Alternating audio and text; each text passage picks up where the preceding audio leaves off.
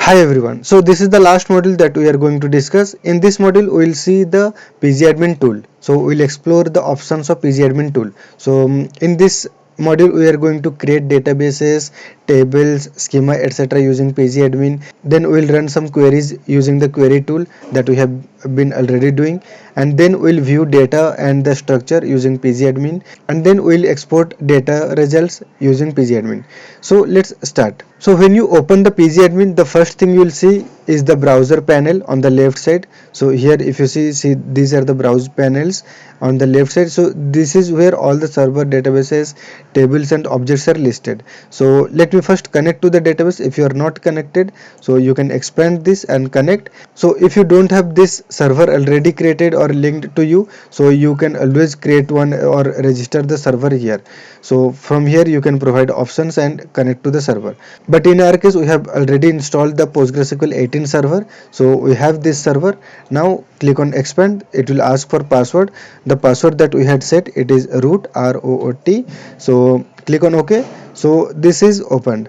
Okay, now we have our first DB database, and we have these are the databases we have already created and we have worked on. Now let's create a new database. How we can create a new database? So for that, select the databases section and right click. So go to create and click on database.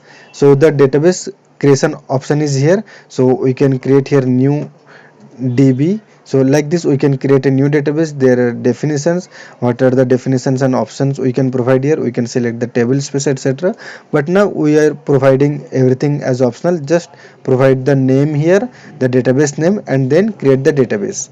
So the new database is created. When the new database is created, everything will be blank except one public schema by default is provided to you. So you can either use that schema or you can create new schema. So we always created a new schema while working. So let's create a new schema. So how we do create a new schema? So for that, right click on schema, go to create section and then select schema. So schema we can say, I can say test schema, we can say.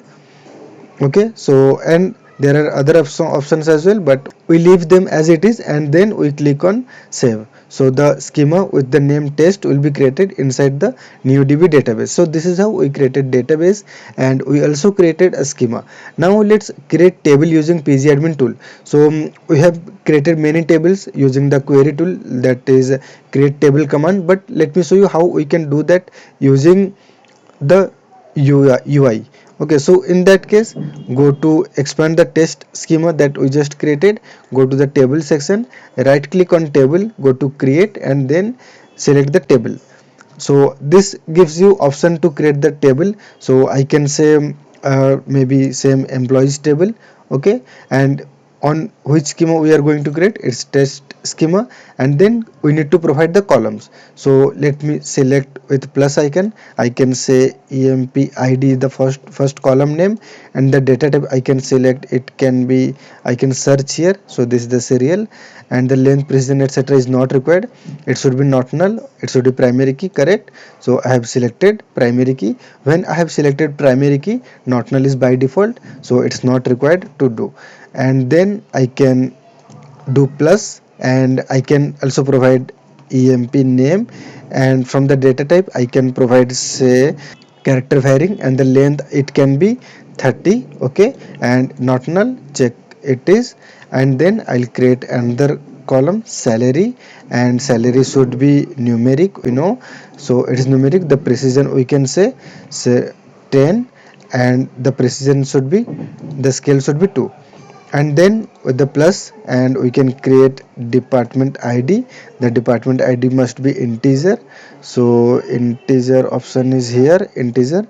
Okay, and this also should be not null, sorry, this can be null, and salary must be not null. Okay, so this is how we can create, and there are other options as well. For example, let me say for salary I can edit this better, and we can have many other options as well. I can provide comment for this as well, this column, etc., that why I am creating this one. And in the definition section I can see that I have provided this much, and let me provide one constraint. Okay, we can provide constraint here as well. So this is this is asking for any default value. Say maybe we can provide default value as 100. Okay, and these are the things that we have provided here. So let me save this. Okay, so when I save this, this will create one table. But before going that, let me show you the SQL. When I do create a table using UI on test schema, this is the employees table. So these are the column and these are the things that we have provided. For salary, if you see, we have selected numeric 10,2 and it should be not null, and we have also provided a default value of 100. Okay, so now let's save this. So the table is created here, the employees table. Okay, now what we can do is we can insert some data, or we can query some data that we have been already doing. So let me show you from the already existing data that we have. So in the first DB, we know in the schema section for the school schema we already have many tables and data.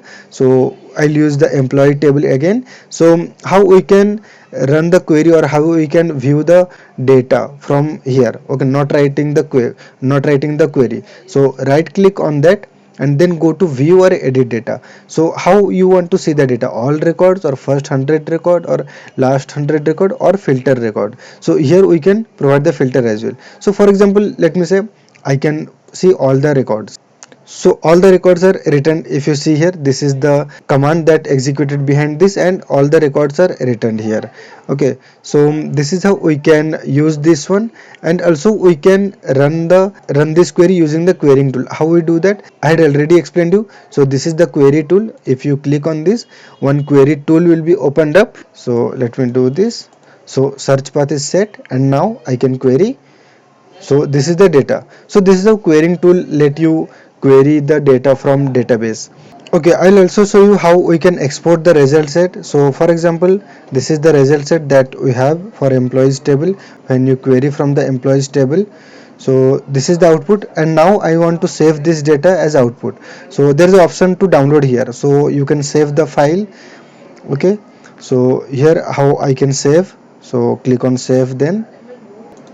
So this is the file that we just save, and we can open and view the content as well. So this is how we can export result sets into external file. So now as we have seen the data, etc., and also it is possible to see the data structure, that how the table is there, and etc., the column data type, etc. So just select the table that you want to view and then scroll. So these are the columns we have and the data type, etc., and for that table what are the constraints there. So we know there's a age for there's a check constraint on age column, then there's a department ID is foreign key, then employee ID is the primary key, and then there's another check on the salary column. So this is how we can see the details, and also we can see the indexes when we had created indexes, and if there is any row level security policies objects here. So if we had created functions,